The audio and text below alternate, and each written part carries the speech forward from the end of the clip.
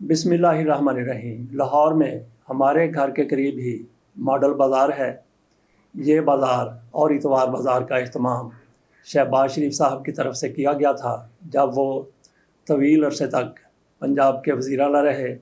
शहबाज शरीफ ऐसे वज़ीर आला हैं जिनको सबसे ज़्यादा इस ओहदे पर रहने का एजाज़ हासिल हुआ। ये 22 साल तक पंजाब के वज़ीर आला रहे। इस दौरान इनकी तरफ से कई मॉडल बाज़ार लाहौर में बनाए गए और इतवार बाज़ार लगाने का एहतमाम भी शहबाज शरीफ के अदवार में किया गया। छोटे और बड़े शहरों में इतवार बाज़ार बाकायदगी से लगते रहे, लेकिन आजकल नहीं।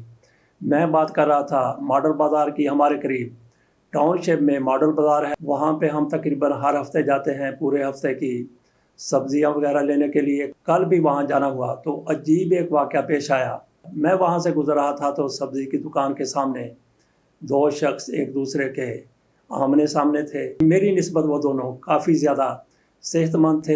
एक की बड़ी बड़ी दाढ़ी थी, उसकी तरफ दूसरा लपक रहा था। मेरा ख्याल है कि उनकी उम्रें 45-50 के दरमियान होंगी।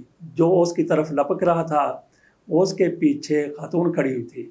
मेरा ख्याल है कि वो उनकी एहलिया होंगी। वो उसकी तरफ बढ़ते हुए कह रहा था, तू बेशर्म है। वो भी उसी लहजे में कह रहा था कि तू बेशर्म है। फिर उसने कहा तू बेगैरत है। उसने भी कहा तू बेगैरत है।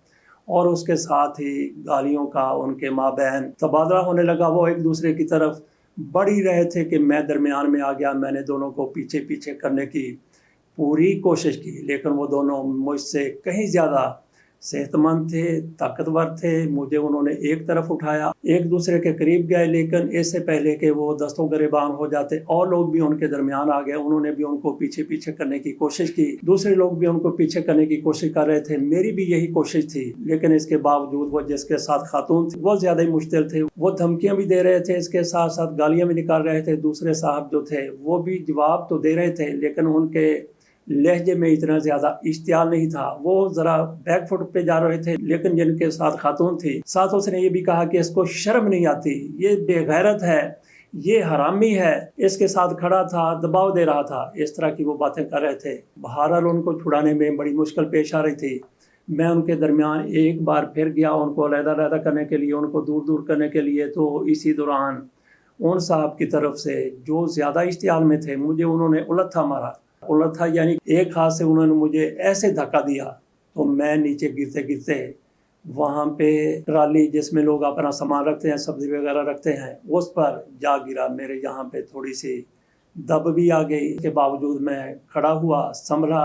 मेरे हाथ में मोबाइल पकड़ा हुआ था, साथ अमूमन जो मैं ऐनक पहनता हूँ वो थी, और एक उंगली में मैंने गाड़ी की चाबी फंसाई हुई थी, और मेरे वो साथ में एक शॉपर में कोई टी शर्ट्स भी थी। इसके बावजूद मैं एक हाथ से या दोनों हाथों से उनको अलग-अलग करने की, छुड़वाने की, बचाने की कोशिश कर रहा था। मैं नहीं चाहता था कि मामला ज़्यादा बढ़े और ये पुलिस केस बन जाए तो इन लोगों की क्या इज़्ज़त रहेगी। और इसके साथ साथ मेरे जहन में और भी कई वाक़यात घूम रहे थे।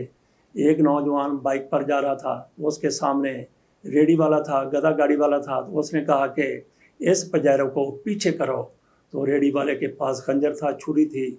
उसने उसके सीने में उतार दिया, वहीं पे उसको कत्ल कर दिया। और उसके बाद फिर अंदाज़ा करें कि पुलिस केस बना, उस पर कत्ल का मुकदमा हुआ। वो बंदा जेल में अपने साथियों से कहता था कि एक लम्हे के लिए अगर मैं सब्र कर लेता तो ये नौबत पेश ना आती, लेकिन उस वक्त तक जो होना था वो हो चुका था। उसको फिर सज़ा हो गई। इसी तरह से राह चलते हुए एक नौजवान ने दूसरे नौजवान को इस वजह से कत्ल कर दिया कि उसको शक पड़ा था इसने मेरी बहन के साथ इसने शरारत की है, उसके साथ बदतमीज़ी की है।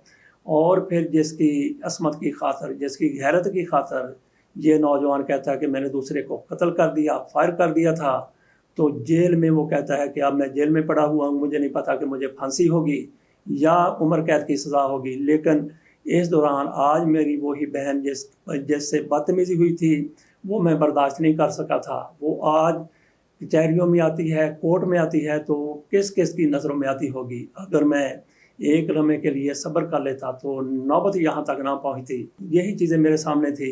मैं मामले को रफा दफा करने की हर मुमकिन कोशिश कर रहा था। और बिलाखिर फिर ये हुआ कि जब थोड़ी सी मैंने देखा कि अभी सूरत हाल बेहतर हुई है, थोड़ी सी सूरत हाल बेहतर हुई है। हालांकि वो साहब जो थे जिनके साथ खातून थी वो बड़े इश्तियाल में थे, बढ़ बढ़ कर उनकी तरफ आ रहे थे।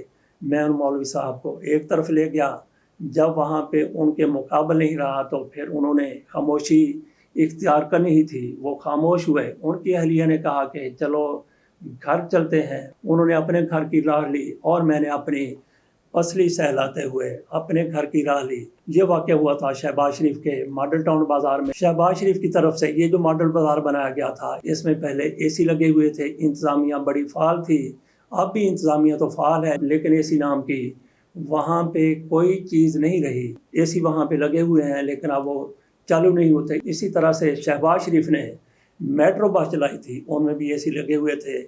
شہباز شریف گئے، بسیں چل رہی ہیں لیکن اے سی آج کل کام نہیں کرتے۔ شہباز شریف کی طرف سے شہر لاہور میں خصوصی طور پر اتوار بازار لگانے کا اہتمام کیا گیا تھا۔ یہ بازار چلتے رہے تاآں کہ کرونا آ گیا۔ کرونا کے دوران یہ بازار بند کر دیے گئے۔ ماڈل بازار ضرور آج تک کام کر رہے ہیں۔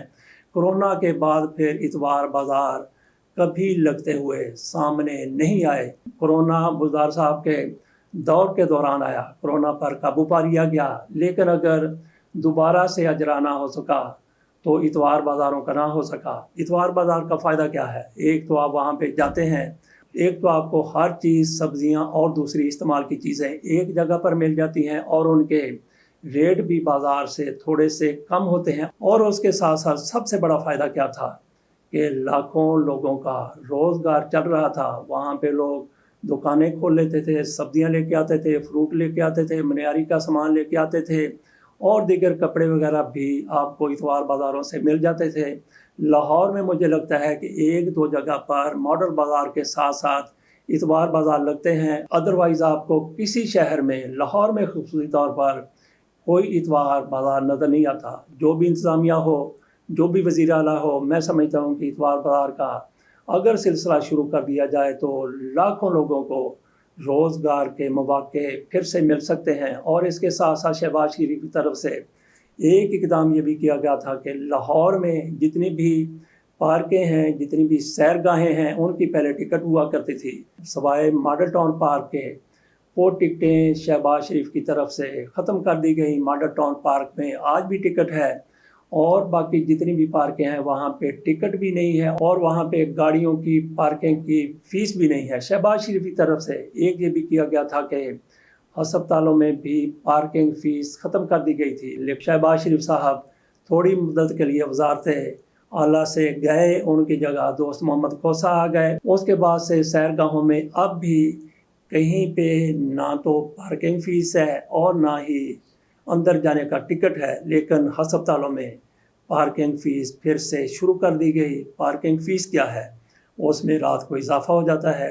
رات 12 بجے کے بعد ہسپتالوں میں پارکنگ فیس میں، بائک کی فیس میں، گاڑی کی فیس میں ڈبل اضافہ کر دیا جاتا ہے۔ اس طرف بھی جو بھی حکمران ہو، جو بھی وزیر اعلیٰ ہو، اس کو دیکھنا چاہیے، سوچنا چاہیے، اس بات پر زور دیتے ہوئے کہ اتوار بازاروں کا دوبارہ سے اہتمام کیا جائے، اس سے لاکھوں لوگوں کو روزگار ملے۔ حکومت کا ایک پیسہ بھی نہیں جانا، نہ صرف یہ کہ حکومت کا ایک پیسہ نہیں جانا بلکہ حکومت کو اس سے فائدہ ہی فائدہ ہے، کوئی نہ کوئی کمائی کر لی جاتی ہے، کیونکہ ہر دکاندار سے، ہر ریڑھی والے سے باقاعدہ فیس لی جاتی ہے۔ اس کے ساتھ اجازت دیجیے، اللہ حافظ۔